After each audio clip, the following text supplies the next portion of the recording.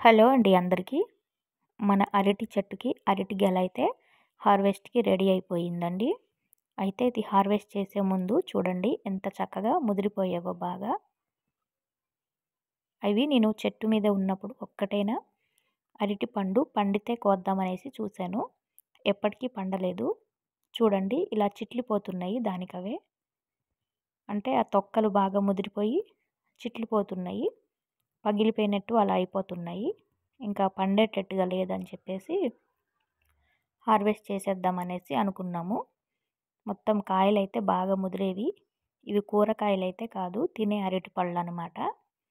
అసలు ఎందుకు పండలేదో నాకైతే అర్థం కాలేదు.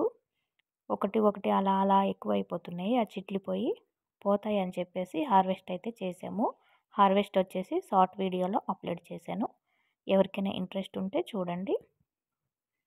కాయలైతే చాలా పెద్దగా ఉన్నాయండి. మరి టేస్ట్ ఎలా ఉంటుంది అనేది తింటే తప్ప తెలీదు. హార్వెస్ట్ చేసేసి అవైతే పండిన తర్వాత నేను మీకు నెక్స్ట్ వీడియోలో చూపిస్తా. ఇప్పటికైతే ఇలానే ఉన్నాయండి. అసలు గెల చాలా పెద్దగా వచ్చింది. ఇంకా ఇది కిందగా ఉండడం వల్ల పిల్లలైతే ఆడుతూ దానికి ఒక్కొక్క కాయ తీసేసి పడేస్తూ ఉన్నారు. చాలా కిందకి వచ్చింది ఈ అరటి గెల అనేది. అందుకనేసి మేము కొద్ది రోజులు ఇంట్లో లేమండి, బయటికి వెళ్ళాల్సి వచ్చింది. ఆ టైంలో పిల్లలందరూ వచ్చేసి అందిన కాడికి కోసేసి పడేస్తూ ఉన్నారు. అందుకని హార్వెస్ట్ చేసేసాము.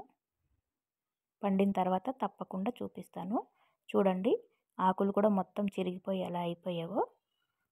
గెల మనకి హార్వెస్ట్కి రెడీ అయ్యే ముందు ఆకులు కూడా ఎండిపోతాయి. ఆ స్టేజ్లో ఉన్నప్పుడు గెల తీసేయాలి. చూడ్డానికైతే ఇది చాలా బాగుంది. తప్పకుండా చూడండి హార్వెస్ట్ వీడియో అయితే చాలా బాగా వచ్చింది. పండిన తర్వాత తప్పకుండా చూపిస్తానండి. కాయలు అయితే నిండుగా చాలా అందంగా ఉన్నాయండి. కిందకి చూడండి ఎలా పగిలిపోయావో. ఇలా చిట్లిపోతున్నాయి కానీ పండలేదు. దీని గురించి మీకు ఇంకెవరికైనా తెలిస్తే కామెంట్ చేసి చెప్పండి. ఇవి చక్కగా ముదిరేయా లేదా అనేది. మేమైతే ముదిరిపోయేవని చెప్పేసి హార్వెస్ట్ చేసేసాము. వీడియో కనుక నచ్చితే లైక్ చేయండి. థ్యాంక్ యూ అండి చూసిన వాళ్ళకి.